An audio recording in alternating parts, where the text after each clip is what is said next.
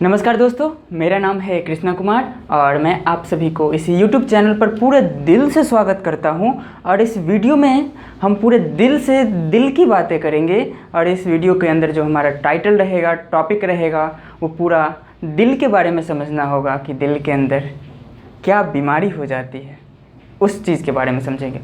हम कंटिन्यू करना चाहेंगे इस वीडियो को और हमारा जो दिल की बीमारी है, हार्ट की जो डिजीज़ है, सब चीज़ों के बारे में समझना स्टार्ट करते हैं। आपसे एक छोटा सा रिक्वेस्ट है कि इस वीडियो को कम्प्लीटली देखिएगा। इस वीडियो को जब आप पूरा देखेंगे तो आपको ये बातें क्लियर हो जाएंगी कि एक्चुअली हार्ट का जो जांच होता है, मतलब हार्ट का जो जांच होता है, हार्ट की जो बीमारी होती है, उन सब चीज़ों के बारे में आपको पता चल जाएगा। आपको पता चल जाएगा ECG के बारे में, हाई ब्लड प्रेशर के बारे में, लो ब्लड प्रेशर के बारे में, नॉर्मल ब्लड प्रेशर के बारे में, सब चीज़ों के बारे में आपको पता चल जाएगा। और इस वीडियो को हम कंटिन्यू करना चाहते हैं और आगे बढ़ते हैं इस वीडियो के अंदर। देखिए, सबसे पहला जो हमारा टॉपिक लिखा हुआ है वो है ECG। एक्चुअली ये जो फिगर देख रहे हैं आप, ये एक तरह का ECG है। इसका नाम होता है इलेक्ट्रोकार्डियोग्राफ। वास्तविकता में इसका काम क्या है हम लोगों के रियल लाइफ में? तो रियल लाइफ में तो कोई इस्तेमाल नहीं होता है। जब दिल में प्रॉब्लम आ जाती है तो हम लोग जाते हैं डॉक्टर के पास और डॉक्टर हमारा जांच लिखते हैं और वो जांच करवाते हैं हम लोगों के ECG का। एक्चुअली वो ECG से ये पता करते हैं कि दिल के अंदर क्या चीज़ प्रॉब्लम है। दिल, मेरा कहने का मतलब ये है, हार्ट के अंदर वो क्या क्या प्रॉब्लम है वो इस चीज़ को देख के समझ जाते हैं। इसको हम लोग कहते हैं PQRST ग्राफ और इसे हम लोग ECG कहते हैं। तो एक्चुअली ये सिंपल है, ECG मतलब हुआ इलेक्ट्रोकार्डियोग्राफ। इसे देख करके दिल पूरा अच्छे तरीके से काम करता है या नहीं कर रहा है, कहाँ पे कौन सा फॉल्ट है, इस सब को देख के पता चल जाएगा। इसको देख के ये भी पता चल जाता है कि ये हार्ट रेट क्या है, पल्स रेट क्या है, सब कुछ के बारे में आइडिया लग जाता है इन चीज़ों से। दिल, अगर बात करें, हार्ट की बात करें तो हार्ट जो है हमारे शरीर का एक प्रमुख वाइटल ऑर्गन है। वाइटल ऑर्गन का मतलब वो ये हुआ कि जिंदा रहने के लिए बहुत ही आवश्यक और बहुत ही ज़रूरी वाला अंग है, ऑर्गन है। हार्ट का काम समझते हैं।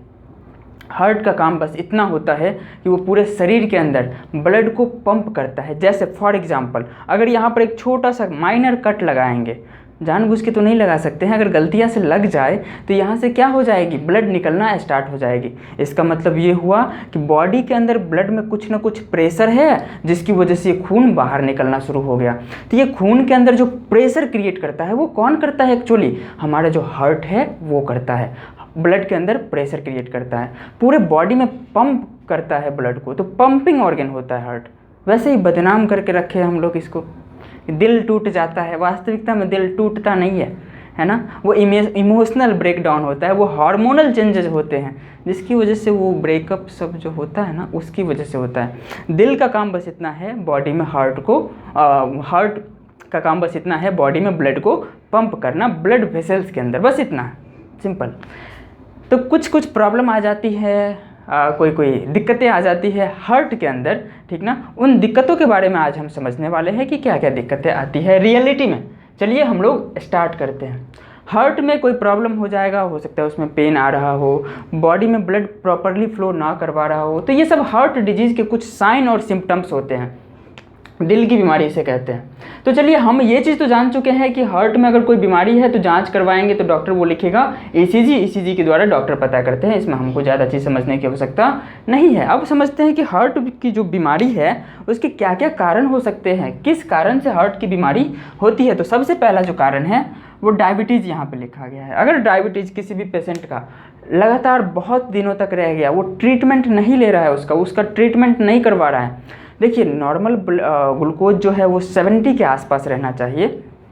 70-80 चलेगा, ठीक है, 100 के अंदर है तो चलेगा, लेकिन 200 से पार हो रहा है, 300 हो रहा है, 400 हो रहा है, 500 में तो जिंदा भी नहीं रहता है।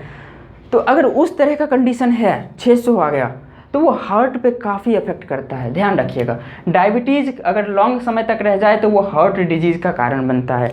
अगला है कोलेस्ट्रॉल।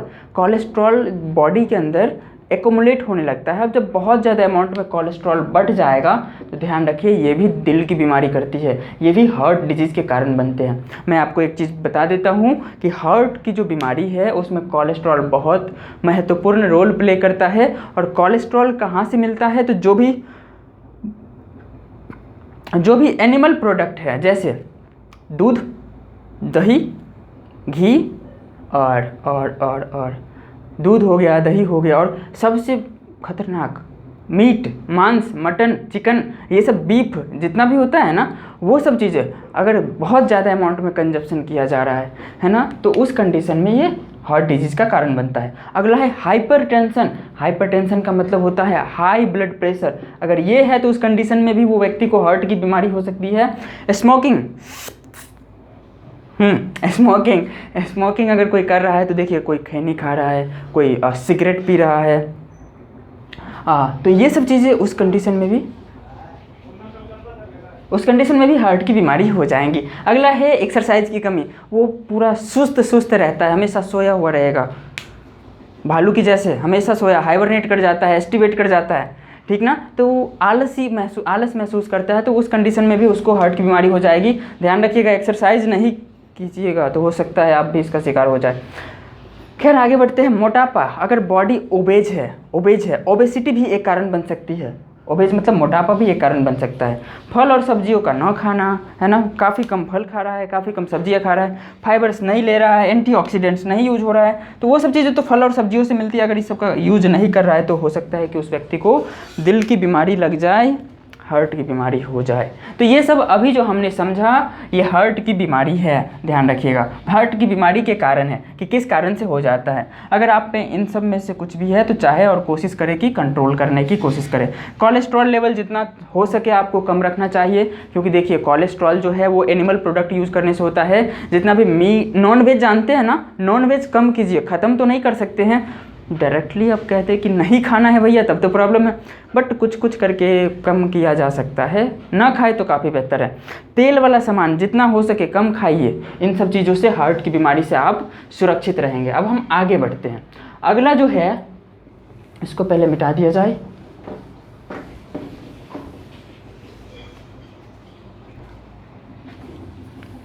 अगला जो हमारा है टॉपिक वो है ब्लड प्रेशर। अब हम ब्लड प्रेशर के बारे में समझते हैं। ब्लड प्रेशर देखिए सिस्टोलिक बाय डायस्टोलिक होता है। बीपी जो होता है ना, वो सिस्टोलिक बाय डायस्टोलिक होता है, और नॉर्मली इसको हम लोग मेजर करते हैं mm ऑफ Hg के रूप में। इसका मतलब हुआ millimetre of mercury pressure. Mercury के प्रेशर का मतलब मिलीमीटर ऑफ मर्क्यूरी प्रेशर हुआ। मरकरी का जो प्रेशर होता है उसे मिलीमीटर में जब नापते हैं तो वो आता है mm ऑफ Hg। ये नॉर्मल होता है 120/80। नॉर्मल ब्लड प्रेशर जो है वो 120/80 है। देखिए हमारा जो दिल है, हार्ट है, वो क्या करता है, पाइप में ब्लड को भेजता है। तो जो भेजने का प्रेशर होता है वो काफ़ी ज़्यादा होता है, क्योंकि सोचिए दिल यहाँ पर है, उसको पूरे शरीर में ब्लड को पंप करना है, अंगूठे तक पहुँचाना है उसको, वो भी पैर के अंगूठे तक, तो काफ़ी ज़्यादा समय लगेगा ना, काफ़ी ज़्यादा प्रेशर के साथ भेजना होगा, इसीलिए ये ज़्यादा होता है 120। और जो भेजने का प्रेशर होता है उसे सिस्टोलिक कहते हैं। अब वो पूरा ब्लड लौट के दिल के पास भी तो आएगा, बट गया था काफ़ी एनर्जी के साथ, काफ़ी प्रेशर के साथ, तो आते आते उसका प्रेशर कम हो जाता है और वो 80 रह जाता है। तो एक्चुअली ये नॉर्मल आदमी के शरीर में एक एवरेज ब्लड प्रेशर जो होता है वो 120/80 होता है, और इस 80 को हम लोग कहेंगे डायस्टोलिक, मतलब 120 जाने का प्रेशर के साथ और 80 आने का लो प्रेशर के साथ, तो ये 120/80 हो गया। अब किसी कंडीशन में किसी व्यक्ति का ब्लड प्रेशर अगर 140 और 90 से ज़्यादा हो गया, 140/90 से ज़्यादा हो गया, तो उस कंडीशन में व्यक्ति का हालत ख़राब हो जाता है, और हाइपरटेंशन इस बीमारी को कहते हैं। बहुत ज़्यादा दिन तक रह गया तो उसे हाइपरटेंशन कहेंगे। एक्चुअली ये हाई बीपी होता है। किसी किसी कंडीशन में बीपी लो हो जाता है। तो लो बीपी मतलब हुआ अगर उसका ब्लड प्रेशर 160 और